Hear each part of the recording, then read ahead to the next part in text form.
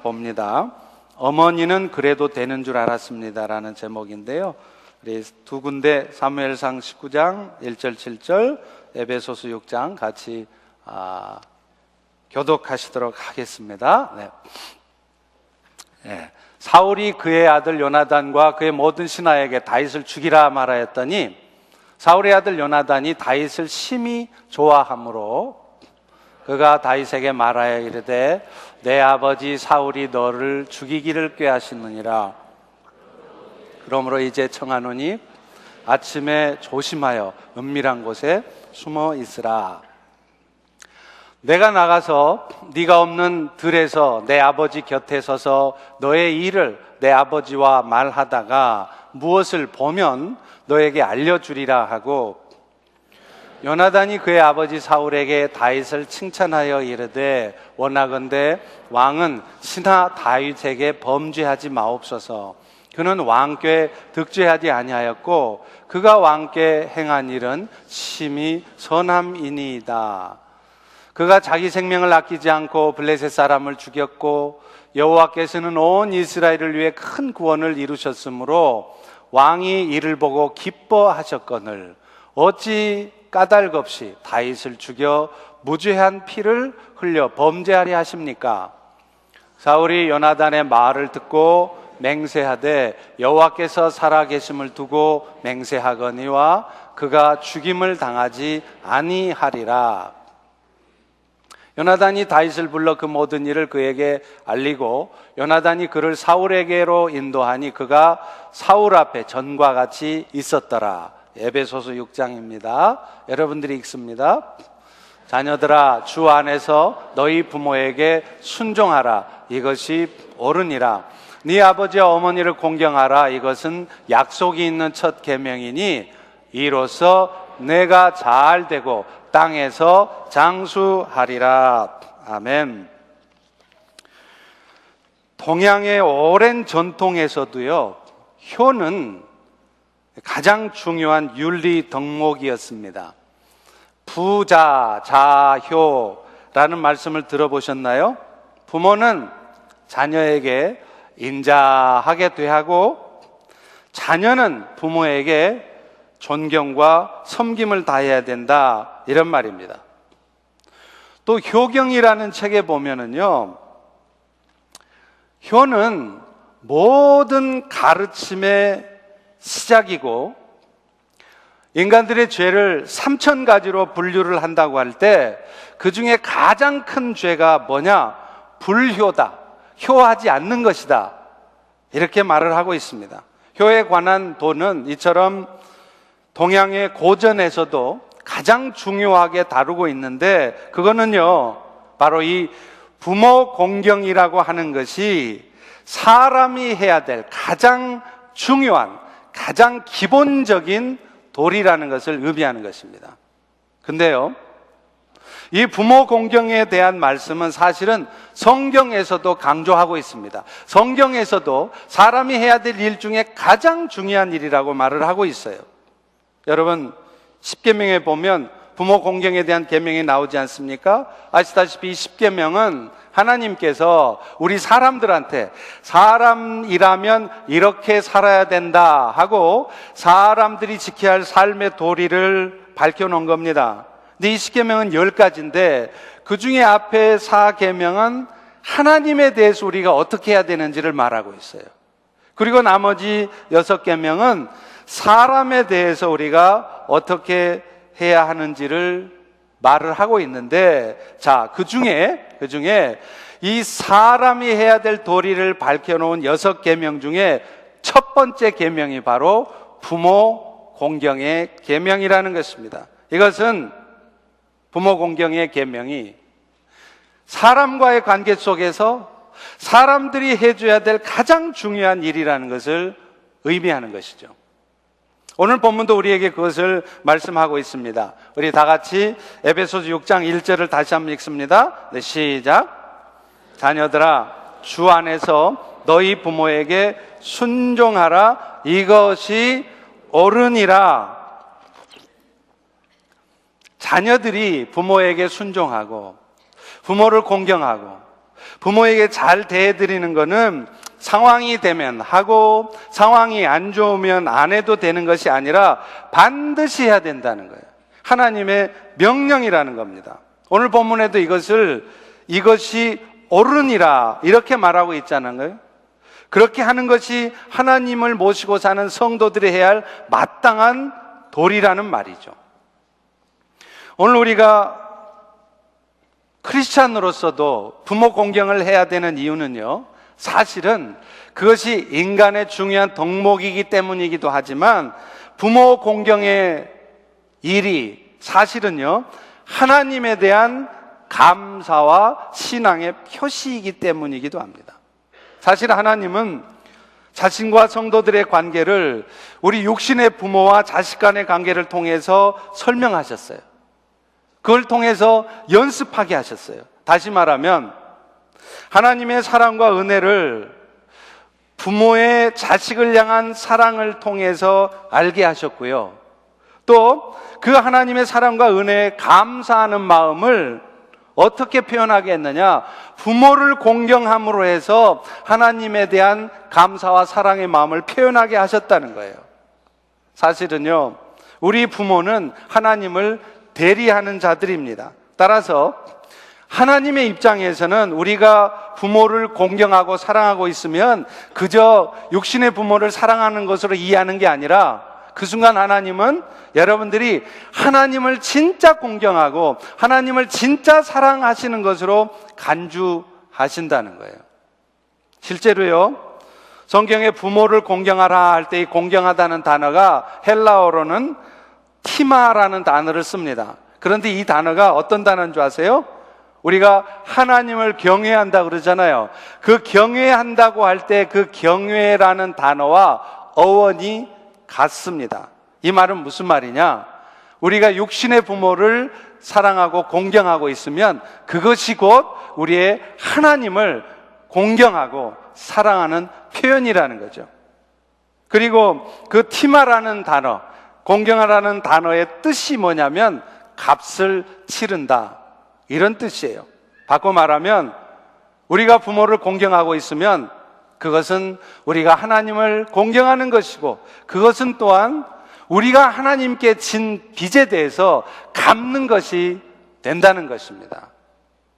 사랑하는 성도 여러분, 오늘 우리 모두는 하나님께 엄청난 빚을 진 자들 아닙니까?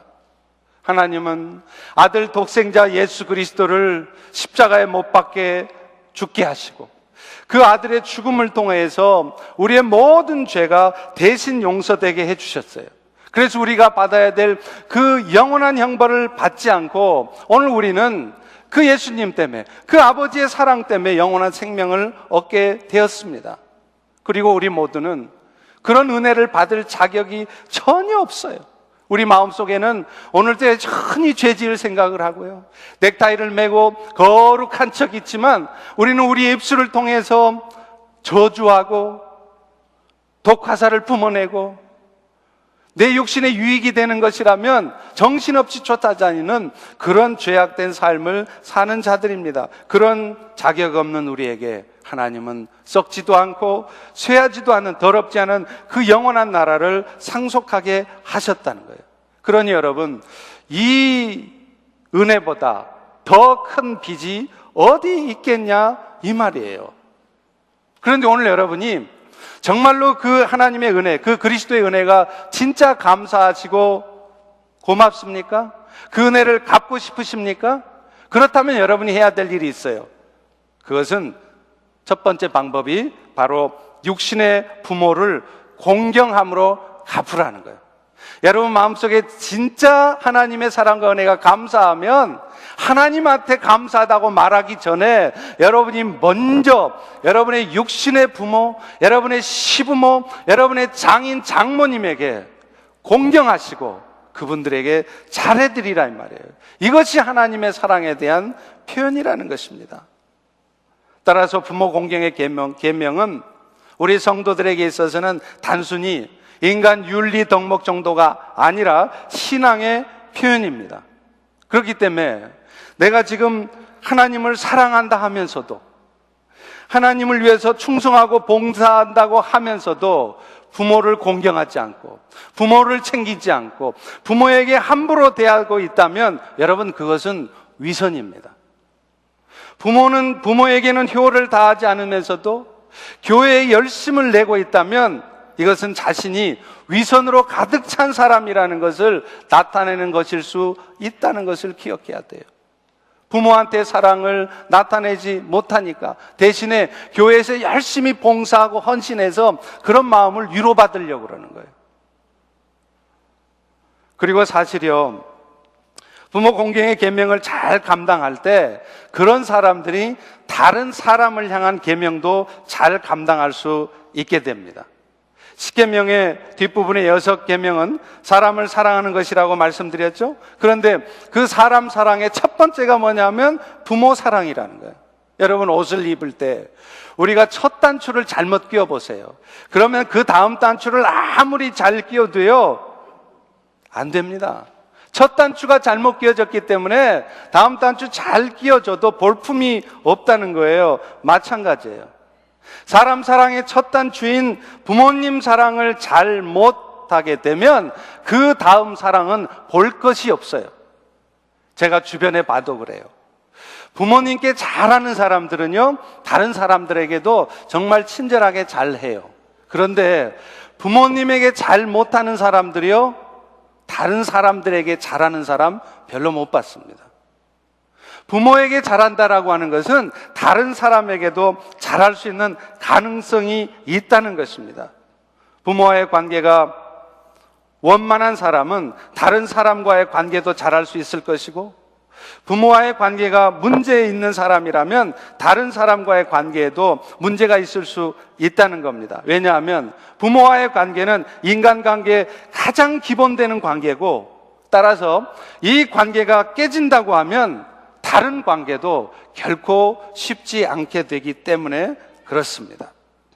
자, 그런데 문제는요, 이렇게 부모님을 사랑하고 공경해야 된다는 것이 하나님이 명하신 명령이고 그것이 하나님을 향한 사랑의 표현이라는 건 알겠는데, 문제는 그 부모가, 내가 사랑하고 공경해야 될 부모가 나에게 별로 잘해주지 못한 부모, 나의 존경을 받을 수 없는 부모, 나의 사랑을 받을 자격이 없는 것 같은 시부모, 그런 사람들도 사랑해야 되냐 하는 것입니다. 여러분, 이 부분에 대해서 성경은 분명히 말하고 있습니다. 뭐라고 말할 수 있을까요? 그런 자격 없는 부모라면 사랑하지 않아도 된다라고 말하고 있을까요? 그렇지 않습니다. 마태복음 5장 46절에 이렇게 말씀해요. 너희가 너희를 사랑하는 자를 사랑하면 무슨 상이 있겠느냐? 세리도 이같이 하지 않느냐? 세리라고 하는 직업은, 요즘은 그렇지 않습니다만 그 당시에는 사람들에게 그 이자를 많이 받아서 사람들을 착취하던 사람이어서 아주 천시되던 사람이었어요. 그 천한 사람, 그 모멸과 멸시를 받는 그 세리들도 자기한테 잘해주는 사람, 자기를 챙겨주는 사람, 자기를 사랑해주는 사람은 사랑한다 이거예요. 진짜 사랑은 뭐냐?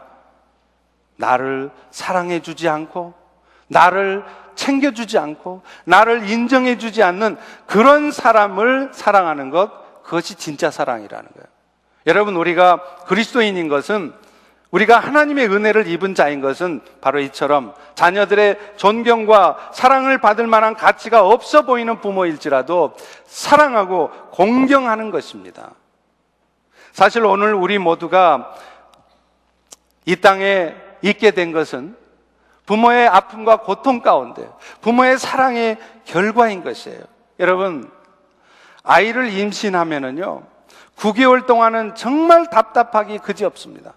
저도 저희 집사람이 애들을 임신하고 나서 여름에 그 무더운 날 얼마나 힘들어했는지 제가 봐서 알아요. 근데 제가 해줄 수 있는 게 없더라고요. 여름에는 마치 난로를 배에 안고 다니는 것처럼 덥기도 하고 몸이 무거워서 어쩔 바를 모르는 거예요. 먹고 싶은 것도 마음대로 못 먹습니다. 커피도 안 마셔요. 술, 담배 못 끊던 여자들도요, 임신하면 끊더라고요. 참 대단하지 않습니까? 심지어는 감기 걸려도 열이 펄펄 나도요, 혹시 그 감기의 약이 우리 애한테 안 좋은 영향을 미칠까봐 약도 안 먹고 버텨요. 요즘이야 그렇지 않지만 옛날에는요, 애 낳으러 들어가려면 신발을 거꾸로 돌려놨다고 하지 않습니까? 왜 그래요? 애 낳다 죽은 사람이 많기 때문에 그래요. 그러니까 애 낳으러 갈 때는 내가 혹시 이 애 낳다 죽을지도 모르니까 하고 각오를 하고 애를 낳으러 갔습니다. 오늘 우리 부모들은 바로 이런 고통, 이런 아픔 가운데 우리를 이 땅에 내어놓으신 분들이라는 거예요. 그런데 우리는 지금 우리의 부모들이 과거에는 비록 훌륭하셨는지 모르지만 지금은 도무지 기분 맞추기가 어렵다는 거예요. 여러분도 여러분의 부모님들의 지금 모습이 혹시 부족해 보이십니까? 여러분의 부모의 모습들이 잘못된 것처럼 보이십니까? 그럴지라도 여러분은 먼저 앞서 말한 그런 과정을 통해서, 그런 고통과 아픔을 통해서 우리를 낳고 길러주신 부모라는 것을 먼저 기억하셔야 돼요. 그리고 그런 부모님들의 은혜를 생각하면 지금 부모 모습이 여러분 마음에 들지 않더라도 여러분들은 그분들에게 공경을 다해야 하는 것입니다. 그리고 이렇게 하는 것이, 그것이 하나님의 사랑에 대한 표현이기 때문에 그렇습니다.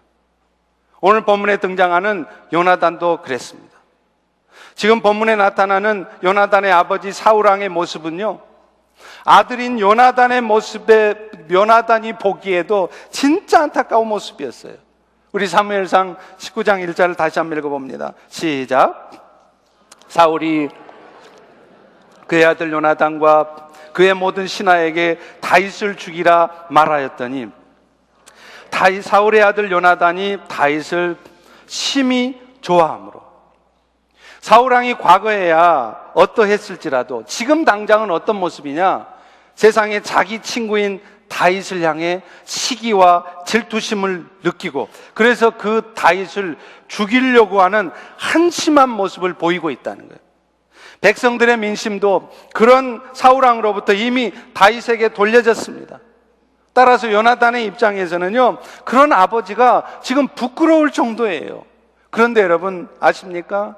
요나단은요, 그런 부끄러운 아버지, 자기 눈에는 뭔가 잘못돼도 한참 잘못된 것 같은 그런 아버지일지라도, 그런 아버지를 자기의 아버지가 되게 하신 것은 하나님이심을 알기에, 그리고 하나님이 명령하셨기에 그런 아버지를 끝까지 지킵니다. 의의를 지킵니다. 그리고 끝까지 아버지 편에 서는 것을 봅니다. 요나단은요, 친구인 다윗을 아버지 사울왕의 손에서 구해냈습니다. 그렇다고 해서 여러분, 그 요나단이 친구 다윗 편에 선 줄 아십니까? 아닙니다. 전쟁할 때는 다윗 편에 서서 전쟁한 게 아니라 자기 아버지, 못돼 먹고 잘못된 것 같은 그 사울왕 아버지 편에서 끝까지, 그가 부족해 보이고 연약할지라도 아버지 편에 섰습니다. 그리고 사무엘상 31장에 보면 결국 그는 아버지와 함께 싸우다가 길보아 전투에서 장렬한 죽음을 맞는다는 거예요. 하나님께도 버림받은 사울왕, 많은 국민들로부터도 외면당하는 아버지, 자신의 눈으로 봐도 옳아 보이지 않는 행동만 골라 하는 아버지였지만 그는 그런 아버지를 끝까지 지켰어요. 여러분, 저는 개인적으로요, 요나단이 정말 멋진 사람인 이유는 그가 친구의 목숨을, 자기 생명을 바쳐서라도 구해낸 것, 그 부분도 멋지지만 부족해 보이고 못나 보이는 아버지일지라도 끝까지 아버지 편에 서는 그 모습이 저는 더 멋진 것 같아요. 그런데 오늘 우리의 모습은 어떻습니까? 우리는 조금만 우리 아버지가, 우리 어머니가 우리 마음에 안 들면 아버지는 왜 그러신지 모르겠다고, 아버지는 도대체가 하는 행동을 이해할 수 없다고, 그렇게 아버지를 원망하고 아버지를 탓하고 있지 않습니까? 그분이 우리의 아버지라는 사실이 나의 이웃들이나 친구들에게 알려질까 봐서 이 사실을 숨기려고 하지 않습니까? 그러나 요나단처럼 진정한 사랑은요, 정말 부끄러운 아버지일지라도, 부족해 보이는 아버지일지라도, 부족해 보이는 어머니일지라도 그분이 내 아버지고 어머니이기 때문에 끝까지 지켜드리며 사랑해드리는 것입니다. 이것이 바로 우리를 낳아주시고 길러주신 그 사랑에 보답하는 마땅한 도리이고 하나님의 은혜에 보답하는 길입니다. 우리 하나님께서는요, 또 이렇게 특별히 부모 공경의 계명이 중요한 계명이다, 반드시 이것을 지키라는 그런 의미로 한 가지 또 하나 하신 일이 있어요. 뭐냐면 그 10계명 중에도 유독 이 부모 공경에 대해서만 축복의 약속을 붙여놓으셨다는 거예요. 에베소서 6장 2절 3절을 읽습니다. 시작. 네 아버지와 어머니를 공경하라. 이것은 약속이 있는 첫 계명이니 이것으로서 네가 잘 되고 땅에서 장수하리라. 여러분, 성경에는 여러 가지 계명들이 있는데 그 중에 유독 부모 공경에만 약속이 붙어 있어요. 그래서 부모 공경의 계명을 약속이 있는 첫 계명이라고 그런 겁니다. 그런데 이 첫 계명이라는 말은 첫 번째 나오는 계명이라는 말이 아니에요. 제일 중요한 계명이라는 얘기입니다. 실제로 출애굽기 20장 12절에 보면요, 네 부모를 공경하라. 그리하면 네 하나님 여호와가 너에게 준 땅에서 네 생명이 길어질 것이다. 그리고 이 출애굽기 20장 본문을 인용한 에베소서 6장 3절에서도 그렇게 말하고 있지 않습니까? 여러분이 부모에게 잘하면, 여러분이 힘들지만, 마음 상해서 아프지만, 어렵지만 여러분이 시부모에게 잘하고 있으면 그것 때문에 네가 잘 되고 네가 땅에서 장수할 거라는 거예요. 사실 성경에서 말하는 복은 이런 땅의 복은 아닙니다. 하늘에 속한 신령한 복이에요. 죄인이었던 우리가 하나님의 자녀가 되어서 영원한 생명을 얻고 하나님의 나라를 상속하는 자가 된 것, 이것이 우리가 예수 믿어 받는 진짜 복입니다. 이 복은 우리가 땅에서 사는 동안 보너스로 받는 복, 잠시 누리는 복, 비즈니스 좀 잘 되고 건강하게 좀 살고, 이런 복과는 비교할 수 없는 복이에요. 우리가 누리는 신령한 복에 따라오는 그런 부수적인 복일 뿐인 것입니다. 그래서 우리가 진짜 받는 복은 우리는 두 가지로 얘기할 수 있어요. 다 같이 한번 따라서 해봅니다. 신령한 복, 영원한 복. 자, 그런데 그렇기 때문에 성경에서는 의외로 우리가 예수를 잘 믿으면 땅에서도 잘 된다는 말씀이 의외로 많지 않습니다. 우리 생각에는 그런 말씀 많을 것 같죠? 있습니다, 있기는. 그러나 많지 않아요. 그런데 많지 않은 가운데 유독 이 부모 공경의 계명에는 이 약속의 말씀을 붙여놨단 말이에요. 다시 말하면 네가 부모에게 잘하고 있으면 그것 때문에 네가 땅에서도 잘 되고 장수하게 될 것이라는 거예요. 그만큼 하나님은 부모 공경의 계명이 중요하다는 것을 우리에게 알려주시는 것입니다. 실제로 요나단도 그랬습니다. 요나단도 나중에요, 자기가 부모한테 잘하니까 누가 복을 받느냐? 자기 자식들이 복을 받아요. 요나단의 친구인 다윗이 나중에 이스라엘의 왕이 됩니다. 그런데 안타깝게도 그 다윗이 왕이 되는 과정에서요, 사울 왕의 다른 후손들, 요나단을 제외한 다른 후손들은 다 죽습니다. 다 멸절당해요. 그런데 유일하게 사울 왕의 아들 요나단과 그의 아들 무비보셋만은 생명을 부지해요. 그리고 나중에 다윗은 그 무비보셋에게, 요나단의 아들인 무비보셋에게 세상에 왕의 상에서 함께 밥을 먹을 수 있는 은혜를 줘요.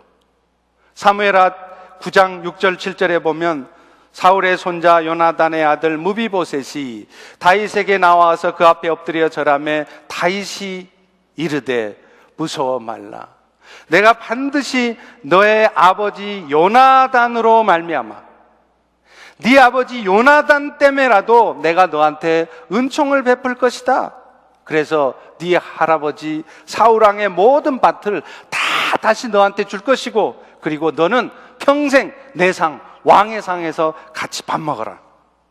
여러분, 부모 공경하는 자의 후손이 복을 받게 된다는 것을 요나단과 그 아들 무비보셋이 보여주는 겁니다. 언젠가 제가 저희 아이들에게 이 말씀에 제가 이 요나단의 이 부모 사랑에 감동을 받아서 이 말씀을 가르쳐 주면서 부모 공경에 대해서 이렇게 말을 했어요. 봐라, 성경에도 이렇게 부모한테 잘하면 장수하게 된다고 약속하고 있지 않니? 그러니 니들도 엄마 아빠한테 잘해야 돼, 알았지? 그랬더니 우리 애가 한다는 말이 나 오래 살고 싶지 않은데? 이러는 거야. 여러분, 지가 오래 살고 싶지 않다는데 무슨 할 말이 있겠습니까? 여러분도 우리 아이처럼 별로 오래 살고 싶은 생각이 없으신 분이라면 굳이 부모 공경 안 하셔도 됩니다. 그냥 편하게 사세요. 편하게 행복하게 사시다가 일찍 가시기 바랍니다. 그러나 우리가 부모 공경하는 목적이 그것은 아니지만 정말 여러분 장수하시거들랑 또 땅에서 정말 여러분의 비즈니스가 잘 되기를 원하시거들랑 가장 먼저 여러분 부모에게 잘하세요. 힘드시더라도 여러분 시부모에게, 장인 장모에게 잘하세요. 그것이 성경의 약속입니다. 근데요, 우리가 부모 공경을 해야 할 때 주의해야 될 점이 하나 있습니다. 부모 공경을 하라 그래서 무조건 부모의 뜻에 따르는 것은 아니라는 거예요. 부모의 뜻에 순종하되 주 뜻 안에서, 하나님 뜻 안에서 순종해야 돼요. 오늘 본문 에베소서 6장 1절도 분명히 말합니다. 자녀들아, 너희가 누구 안에서요? 주 안에서 순종하라, 이렇게 말해요. 동양의 효도관은 절대적인 순종이에요. 아버지가 교회 가지 말라 그러면 교회 안 가야 돼요. 아버지가 제사 드려라 그러면 드려야 돼요. 아버지가 시집 가라, 안 믿는 사람한테 시집 가라, 가야 돼요. 그런데 기독교의 효도관은 주 안에서 순종입니다. 하나님의 뜻에 합당하지 않다고 생각되는 부모의 명령까지 여러분들이 다 따라야 되는 것은 아니에요. 왜 그런 줄 아세요? 이것이 결국은 여러분들의 사랑하는 부모로 하여금 하나님을 거스르게 만드는 것이고, 여러분들의 사랑하는 부모로 하여금 하나님의 진노를 받게 하는 것이에요. 그렇기 때문에 주 안에서 순종을 해야 된다는 것입니다. 오늘 본문의 요나단도 그랬습니다. 요나단이 사울을 공경했지만, 아버지의 뜻에 따랐지만 아버지의 모든 명령을 다 따른 거 아니었습니다. 오늘 본문 1절에 보면 요나단은요, 자신의 친구인 다윗을 죽이라는 아버지 사울왕의 명령을 받아요. 그렇지만 그는 이 명령대로 다윗을 죽이지 않았습니다. 아버지 사울왕이 다윗의 인물됨에 대해서 시기하고 질투하는 마음에서 다윗을 없애려고 한다는 것을 알았기 때문이에요. 그래서 요나단은 그런 아버지 명령에 무조건 순종하지 않고 오히려 아버지 사울왕이 다윗을 죽이려 한다는 사실을 다윗에게 알려줍니다. 여러분, 이것은요, 요나단이 친구인 다윗을 살려내고자 하는 마음 때문이기도 했겠죠. 그런데 그것 때문만 아니었습니다. 그것 때문에 혹여 우리 아버지가 하나님 앞에 죄를 범하게 될까봐, 그래서 일부러 그는 아버지 말에 순종을 안 한 것입니다. 만약 자신이 아버지 명령대로 다윗을 죽이면 자기도 죄를 갖게 되겠지만, 자기 때문에 자기의 아버지도 하나님 앞에 죄를 범하게 되는 것이에요. 사무엘상 19장 5절을 보십시오. 그가 자기 생명을 아끼지 않고 블레셋 사람들을 죽였고 여호와께서 온 이스라엘 위에 큰 구원을 이루셨으므로 왕이 이를 보고 기뻐하셨거늘. 아버지도 그 모습 보고 기뻐하셨지 않느냐? 그 다윗 좋아했지 않느냐? 그런데 이제 왜 까닭없이 다윗을 죽여서 무지한 피를 흘리려 하십니까? 왜 범죄하려 하십니까? 이렇게 아버지에게 말을 하는 거예요. 여러분, 부모님을 진정으로 사랑한다면 부모님이 하나님의 뜻을 거스르지 않도록 해야 됩니다. 설사 육신의 부모님의 뜻대로 하지 않는 것 때문에 여러분들에게 부모에게 오해를 받고 그것 때문에 여러분이 어려움을 겪는다 할지라도 진짜 여러분이 부모를 사랑한다면 그 뜻에 따르지 않아야 돼요. 그 대표적인 예가 제사 문제입니다. 제사 문제에서 부모 말에 순종하는 것, 여러분 이거 효가 아니에요. 오늘은 이 주제를 다루는 부분이 아니기 때문에 제사 문제에 대해서 여러분 자세하게 설명을 못 해드립니다. 제가 언제 꼭 이 제사 문제에 대해서 왜 우리가 제사를 드리면 안 되는지에 대해서 분명하게 여러분에게 자세히 설명을 하겠습니다. 어찌됐건 오늘은요, 이 제사 문제가 가족 간의 불화를 막기 위해서라도 부모님이 명령하니까 저는 가정의 평화를 위해서 제사를 드립니다. 그게 여러분이 부모님을 사랑하는 게 아니라는 거예요. 그것이 진정 가정의 평화를 가져다 주지 않습니다. 그것은 부모로 하여금 하나님이 가장 싫어하시는 귀신을 숭배하게 하는 일이고 하나님의 계명을 어기게 만드는 거예요. 그리고 결국은 우리의 사랑하는 부모로 하여금 하나님의 진노의 대상이 되게 할 뿐인 것입니다. 오늘 우리가 부모에게 진짜 사랑한다면 때로 부모가 싫어한다 할지라도 예수 그리스도의 복음을 전해야 될 때도 있어요. 어떤 분은요, 자신은 부모의 마음을 상하게 하고 싶지 않대요. 그래서 부모가 돌아가실 때까지는 교회 나가시란 얘기, 예수님에 대한 얘기를 일절 안 했대요. 그 아버지가 그러더라는 거예요. 아들아, 내 눈에 흙이 들어가기 전까지는 내 앞에서 절대로 예수 얘기하지 마, 교회 얘기하지 마. 그래서 그 아들은 그 아버지 말에 순종해서 그 아버지가 눈에 흙이 들어갈 때까지 예수 얘기 안 했다는 거예요. 여러분, 이게 진짜 사랑입니까? 이것이 진짜 부모 마음을 편하게 해드리는 거예요. 조금 후면 그 영원한 지옥 형벌에 떨어질 상황인데 본인 마음 상하게 안 하고 싶다고 그렇게 할 일이냐 이 말이에요. 그것은 곧 나의 사랑하는 부모로 하여금 편안하게 돌아가시게 하는 것이 아니라 편안하게 고통 가운데, 영원한 형벌 가운데 들어가게 하는 것입니다. 그 부모가 죽은 다음에 지옥에 가서 예수 믿는 여러분들을 얼마나 원망하겠어요. 이놈의 자식들은 지들만 천국 가고 나는 지옥에 가든 말든 내가 이렇게 고통을 받든 말든 상관없다고 생각했나? 내가 아무리 지들 앞에서 절대로 예수 얘기하지 말라고 했기로서니 그렇다고 딱 한 번 예수 얘기하더니 내가 죽는 날까지 그런 얘기를 안 해? 하고 여러분을 지금도 원망하고 있을지 몰라요. 부모 마음 상하지 않게 한다고 복음을 전하지 않는 것은요, 마치 뭐와 같냐, 어린아이가 엉금엉금 기어서 지금 낭떠러지로 가고 있는데 그 낭떠러지로 가고 있는 애를 말리면 그 애가 싫어한다고, 에이 나도 내 마음대로 하게 해도 싫어한다고 그 아이를 가만 내버려 두는 것과 같습니다.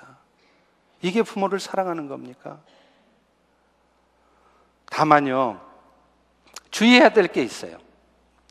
그 부모에게 예수를 전하고 복음을 말하고 또 때로는 주 안에서 순종하느라고 부모의 명령을 거역해야 되는 그 과정에서 여러분들이 절대로 반항적인 태도나 아주 불손한 언행을 해서는 안 된다는 거예요. 그렇게 말은 하되 거역은 하되 태도는 겸손하게 설득하는 자세로 임해야 된다는 겁니다. 여러분, 요나단을 보십시오. 요나단은 사울왕이 잘못하고 있음을 알았지만 처음부터 무조건 그 사울왕에 반대하지 않았어요. 아버지 틀렸어요. 그렇게 해가지고 왕 되겠어요? 그게 지금 똑바른 행동입니까? 그렇게 말하지 않습니다.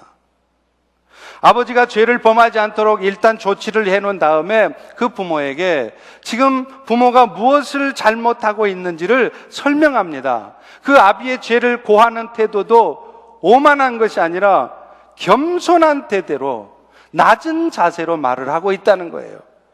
사무엘상 19장 4절 5절 보세요. 요나단이 그 아버지 사울에게 다윗을 칭찬하여 이르되 원하건대 왕께서는 신하 다윗에게 범죄하지 마십시오. 그는 왕께 득죄하지 않았고 그가 왕께 행한 일은 심히 선한 일입니다. 왕의 행동이 왜 잘못됐는지를 설득합니다. 설명합니다. 아버지한테 따지듯이 대들듯이 말하지 않았다는 거예요. 아버지 지금 그렇게 하는 게 옳은 일입니까? 그렇게 한다고 지금 다윗을 죽일 수 있을 것 같습니까? 이렇게 하지 않았다는 거예요. 아비로 하여금 자신의 잘못을 인정하고 돌이키게 충분하도록 상황을 설명합니다. 여러분, 그럴 때 사울이 뭐라고 말해요? 이놈의 자식이 돼가지고 한다는 소리는 그렇게 반응합니까? 아닙니다. 여러분 6절 읽어보세요. 다 같이 한번 6절 읽습니다. 시작. 사울이 요나단의 말을 듣고 맹세하되 여호와께서 살아계심을 두고 맹세하거니와 그가 죽임을 당하지 아니하리라. 나중에야 또 다윗을 죽이려고 했을 망정, 적어도 요나단의 그 말 앞에서는 그래, 내가 잘못했다, 내 마음 돌이킬게. 여러분, 그 강팍한 사울왕의 마음이 돌이켜지도록 요나단은 그렇게 겸손한 모습으로 아버지를 설득했습니다. 오만한 태도로, 건방진 태도로 따지듯이 그렇게 말하지 않았습니다. 그러므로 여러분도 당장의 부모의 심기를 불편하게 하고 싶지 않다고 해서 하나님의 심기를 불편하게 해드려서는 안 돼요. 부모의 순종은 주 안에서 순종입니다. 다만 육신의 부모가 불편해할 만한 그런 말을 하고 그런 육신의 부모의 명령에 거역해야 될 상황이 되면 여러분 겸손한 자세로 말하시고 또 그것 때문에 여러분이 당해야 될 어려움과 고통을 각오하셔야 돼요. 요나단도요, 자신의 말이 먹혀 들어가지 않았을 때 사울왕이 자기에게 할 일에 대해서 그는 각오했습니다. 그런 어려움을 각오하고 말을 한 거예요. 각오하고 부모의 말에 불순종한 겁니다. 그리고 여러분, 이것이 바로 복음으로 인한 고난이에요. 우리는 복음으로 인한 고난을 생각하면 무슬림 지역에 가서 복음 전하다가 아이시스한테 총 맞아서 순교하는 것, 이것을 복음으로 인한 고난으로 생각해요. 여러분, 그것도 물론 고난이죠. 그러나 부모를 정말 진정 사랑하기 때문에 부모의 말에 불순종해야 되고 부모가 원치 않는 말을 해야 되고 그리고 그것 때문에 내가 오해를 받고 그것 때문에 내가 더 부모를 잘 섬겨야 되고 더 잘 찾아가야 되고 더 힘들게 부모를 섬겨야 되는 것, 그것이 여러분 복음으로 인한 고난입니다. 그렇다면 여러분 어떻게 하는 것이 여러분이 구체적으로 부모를 공경하는 것이겠습니까? 저는 간단하게 몇 가지를 여러분에게 얘기하려고 그래요. 가장 먼저 여러분 진짜 부모를 공경하신다면 가장 먼저 여러분의 부모를 위해서 이제 기도하십시오. 복음을 전하세요. 지난날 여러분의 부모들은 여러분을 위해서 기도했습니다. 이제 우리 부모님들은 기도할 힘조차 없으세요. 그러면 이제는 여러분이 부모를 위해서 기도하셔야 될 차례입니다. 그리고 부모에게 있어서 최대의 선물은 무엇보다도 영원한 생명의 축복입니다. 그것은 부모를 위해서 기도하는 것으로 시작돼요. 부모의 영혼을 위해서 기도하고 때때로 그분들에게 하나님이 허락하신 때 예수 그리스도의 복음을 전하는 것보다 더 나은 부모 사랑은 없어요.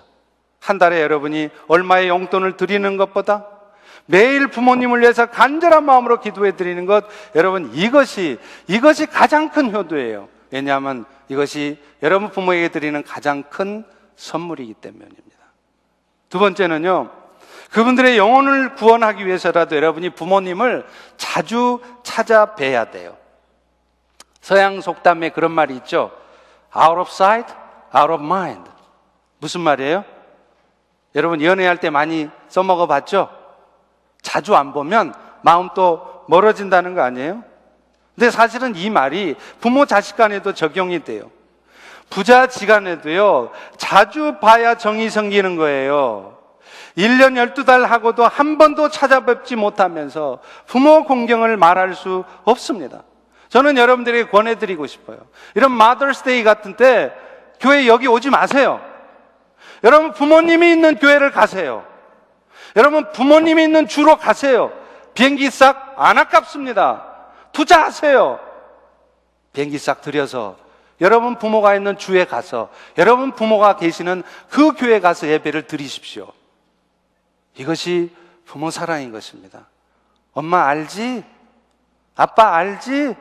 그러고 10년째, 20년째 엄마 아빠도 못 보고, 여러분 이거는 부모 사랑이 아니에요. 진짜 사랑하신다면 여러분 얼굴을 보여주세요. 얼굴을 보여줄 수 없다면 목소리라도 들려주세요. 제가 어르신들을 신방하잖아요. 나이 드신 우리 권사님들, 어르신들 신방하면 우리 어르신들이 당신 자식들을 자랑할 때 가장 자랑하는 게 뭔 줄 아세요? 당신 자식에 대해서 가장 자랑스러워 하시는 게 뭔 줄 아세요? 당신 자식 아들 잘 된 거 아니에요. 우리 아들이요, 목사님, 우리 아들이 이런 아들이에요. 그거 아닙니다. 목사님, 우리 딸이요, 매달 한 달에 500불씩 이렇게 돈을 보내줘요. 1000불씩 돈 보내줘요. 그거 아닙니다. 여러분의 부모들이 여러분을 가장 자랑스러워하는 것은 우리 아들은, 우리 딸은 매일 6시만 되면 전화해요. 아이, 귀찮아 죽겠어요. 말은 그렇게 하시는데 절대 귀찮아하지 않습니다. 안부 전화를 드리세요.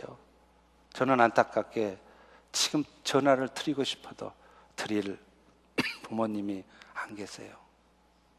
얼마나 후회되는지 몰라요. 또 있습니다. 중대한 일이 있으면 여러분 부모님과 상의하세요.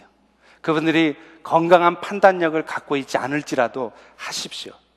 여러분, 담임 목사는요, 영적인 아비라고 하지 않습니까? 담임 목사가 나보다 나이가 많든지 적든지 상관없이 영적인 부분을 책임지는 영적인 아비인 것입니다. 그런데요, 담임 목사 역할을 하면서 제가 가장 담임 목사 같은 느낌을 받을 때가 언제인 줄 아세요? 아, 내가 정말 이 교회 담임 목사가 맞구나. 성도들은 나를 진짜 영적 아비로 생각하는구나. 어떤 때인 줄 아세요? 제가 좋아하는 맛있는 거, 제가 좋아하는 뭔가를 사들고 올 때가 아닙니다. 사실은요, 본인 자신의 인생의 중대한 문제를 놓고 이 일을 어떻게 해야 될지 몰라서 기도하는 가운데 목사님의 생각을 듣고 싶어서 찾아왔어요. 시간 좀 내주세요. 그럴 때 저는 내가 담임 목사가 맞구나. 성도들은 나를 영적 아비로 인정하고 있구나. 그렇게 받아들이는 것입니다. 귀찮아하지 않아요. 비로소 담임 목사의 존재 의미를 확인하게 돼요. 육신의 부모도 마찬가지입니다. 자녀들이 인생의 중대한 문제를 결정하면서 부모하고 상의하게 될 때 부모는 비로소 자신들의 존재의 의의를 느껴요. 그런데 아무런 상의도 없이 그 잘난 자식들, 자기들 생각으로 다 결정해놓고 부모에게는 말도 하지 않으면 그 부모는 존재의 의미를 못 느끼는 거예요. 그래서 자살하는 겁니다. 내가 이제는 더 이상 우리 애들한테 짐만 되는구나. 그런데 여러분이 꼭 그 엄마 아빠의 의견을 듣고 싶어서가 아니라 나는 이렇게 아버지 어머님을 아직도 존경하고 사랑합니다라는 표현으로 상의를 하시면 그 엄마 아버지는 틀림없이 그럴 거예요. 네가 나보다 더 잘하는데 니들이 알아서 결정해. 나는 다 좋아. 이렇게 말씀하시는 거예요. 마지막으로 부모님들에게 실제적인 도움을 드리십시오. 자녀들이 자신을 낳아주고 길러준 그 은혜를 기억하면 이제 그분들이 힘이 없어졌을 때 그분들이 살아갈 수 있도록 도움을 드리는 것은 마땅한 일입니다. 저는 한국에 있을 때요, 거의 시즌 때가 되면 거의 매주 토요일은 주례를 했어요. 거의 쉬는 주가 없었어요, 토요일 날. 왜 그런 줄 아세요? 성도님들이 제가 주례해 주는 걸 막 원하세요. 그 이유가 뭐냐? 저는 주례를 하면 그 주례 말미에 여러 하객들 앞에서 신랑 신부에게 약속하게 합니다. 이제 신랑 신부는 이제 결혼을 한 후로는 매달 어머니 아버지에게, 친정 엄마 아빠에게 최소한 10만 원씩 100불씩 꼭 용돈을 드리십시오. 그렇게 약속하겠습니까? 약속 안 하면 오늘 혼인선언 공포 안 합니다. 그러면 다 해요. 그렇게 해주니까 부모들이 좋아서 다 주례 좀 해주시라 그래요.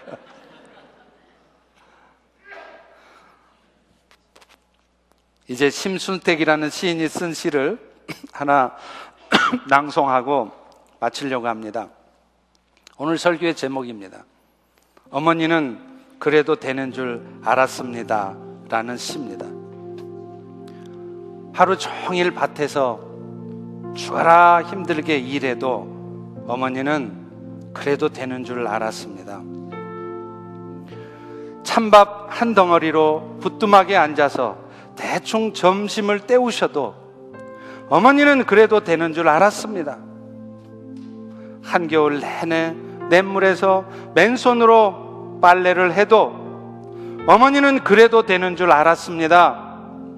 나는 배부르다, 나는 생각 없다, 식구들 다 먹이고 당신은 굶어도 어머니는 그래도 되는 줄 알았습니다.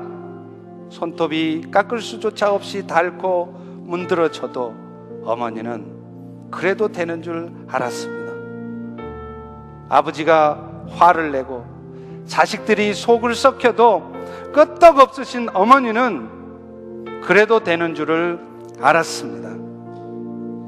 그러나 그 어머니가 돌아가신 외할머니가 보고 싶다고, 외할머니가 왜 이렇게 보고 싶은지 모르겠다고 그렇게 말할 때 그것이 그냥 넋두리인 줄만 알았던 내가 한밤중에 자다 깨서 방구석에서 한없이 소리 죽이면서 울던 어머니를 본 후로는 어머니는 그러면은 안 되는 것이었습니다. 여러분, 오늘 마더스데이 아닙니까? 여러분, 오늘 집에 가시면 반드시 소원했던 부모와의 관계를 회복하십시오. 하나님의 명령입니다. 여러분이 부모와의 관계를 회복하지 않으면서 여러분의 세상의 일이 잘 되기를 기대하십니까? 성경은 분명히 말씀하고 있어요. 네 부모를 공경해라. 그것은 부모와의 관계 개선이 아닙니다. 궁극적으로 하나님과의 관계 개선입니다. 그리고 마땅한 도리인 것입니다. 주님의 뜻을 이루고자 하는 마음으로 힘들지만 어렵지만 그렇게 하고 계실 때 비로소 하늘의 놀라운 역사가 여러분의 가정에 나타나게 될 것입니다. 우리 다 일어나셔서 찬송가 272장 찬송하고 마치겠습니다.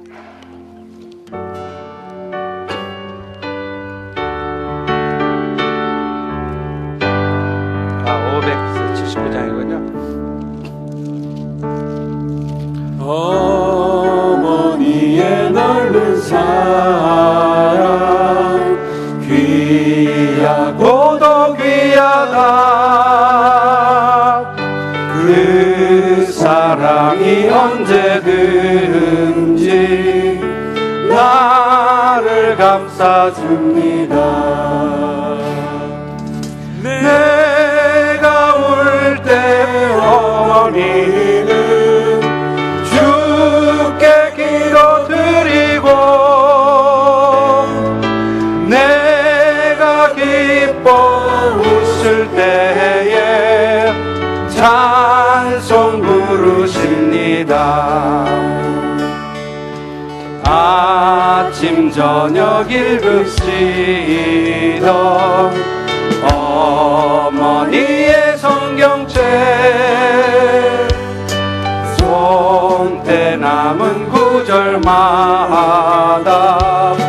모습 본 듯합니다. 믿는 자는 누구든지 영생함을 얻으리. 들려주신 귀한 말씀 이제 힘이 됩니다. 아멘. 4절합니다. 온유하고 겸손하며 올바르고 굳세게 어머니의 뜻 받들어 보람 있게 살리라. 분파많은 세상에서 선한 싸움 싸우다 생명신에 흐르는 곳 이리 함께 살리라. 시간에 우리 기도하겠습니다. 오늘 말씀 들려주셨죠?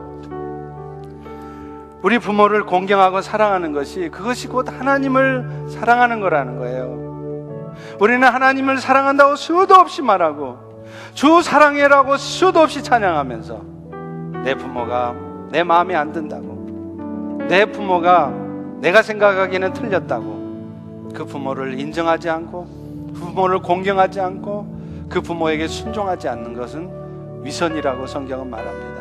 하나님, 이제 내가 참된 신앙이 무엇인지 깨달았사오니 이제 하나님이 세우신 우리 육신의 부모들에게 잘하겠습니다.